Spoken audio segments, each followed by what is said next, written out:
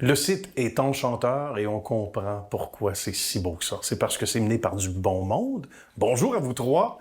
Ça va bien, on est au Sentier des Cimes, un endroit pittoresque, une histoire exceptionnelle. Il faut remonter aux années 30, n'est-ce pas? C'est une riche histoire, c'est un pan de l'histoire du Québec, là. Effectivement. Donc, l'histoire a débuté ici sur le site de l'ancienne pisciculture dans les années 1930, spécifiquement 1933, avec la découverte fortuite d'un cours d'eau très froide qui a permis l'installation d'une pisciculture pour l'ensemencement des truites mouchetées.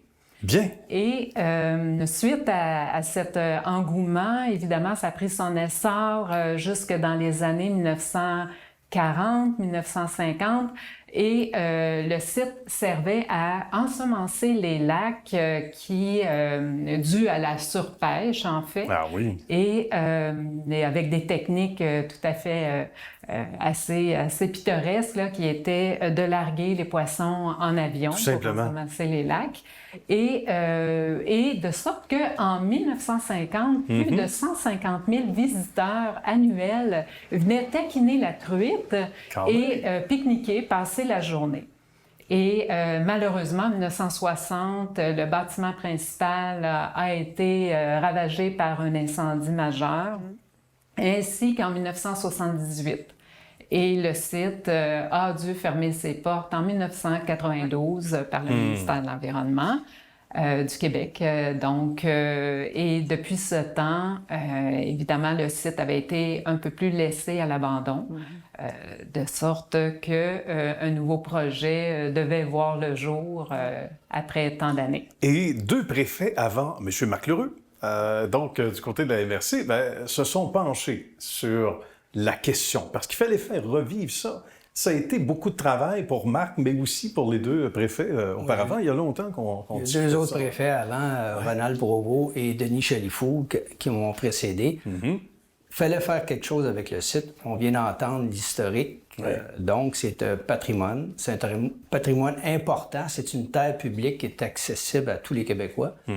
On avait la gestion, alors il fallait trouver une solution pérenne, une solution financière qui ne soit pas à la charge de la population locale ou des municipalités. Alors, avec les 20 municipalités qui composent la MRC, on a eu, ça a été très bien reçu par les maires et mairesses et on a pu aller plus loin vers un projet de partenariat avec Gourmet Sauvage et Sentier des Cimes, qui est EAK, pour trouver une solution de revenus, de partenariat de revenus, pour pouvoir conserver le site parce qu'il reste accessible à tout le public. C'est la vocation première de la MRC des Laurentides dans ces parcs.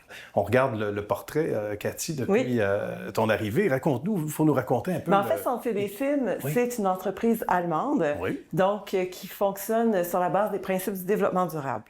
Alors, ils ont déjà 12 centres en opération en Europe. Et celui-ci, l'idée de revitaliser un site comme l'ancienne pisciculture, c'est exactement ce qu'ils cherchent comme projet.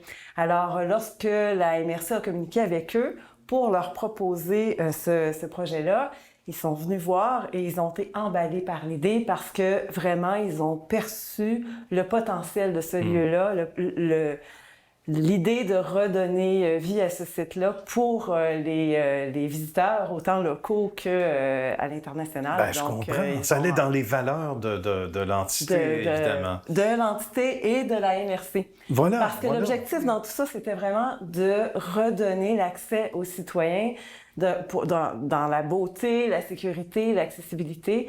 Et on a travaillé ensemble pour parvenir à mettre sur place ce projet-là. C'est pas banal. Où on se trouve? Moi qui est un passionné d'histoire, faut nous raconter, Nancy. Donc, c'était la maison du pisciculteur où on se trouve, là? Absolument. Physiquement. Absolument. Donc, un bâtiment d'origine, dans les années 1930, et le pisciculteur demeurait sur les lieux du site et avec sa famille, et il demeurait au sein de ce bâtiment que nous avons restauré et qu'on lui donne une deuxième vocation Alors, avec un volet muséal et une zone agro-touristique qui offrira à la population de façon tout à fait gratuite des ateliers, de l'éducation sur la transformation des produits forestiers, entre autres choses. Ouais. Bien. Donc, Et locaux.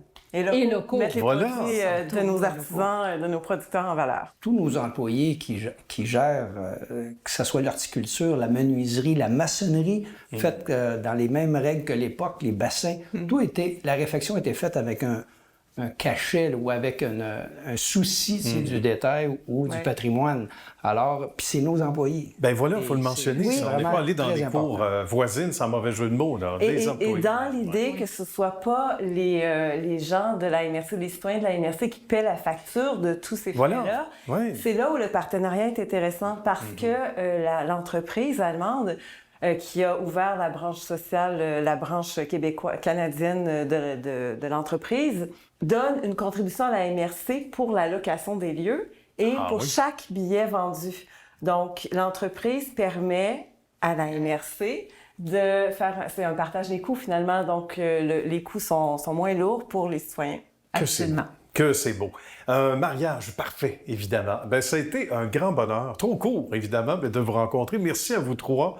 Bravo pour cette superbe réalisation. On va inviter des gens, bien sûr, à venir faire un tour sur le site, seul ou en couple ou en famille, le plus tôt possible. Merci à vous. Merci. Merci encore. Merci.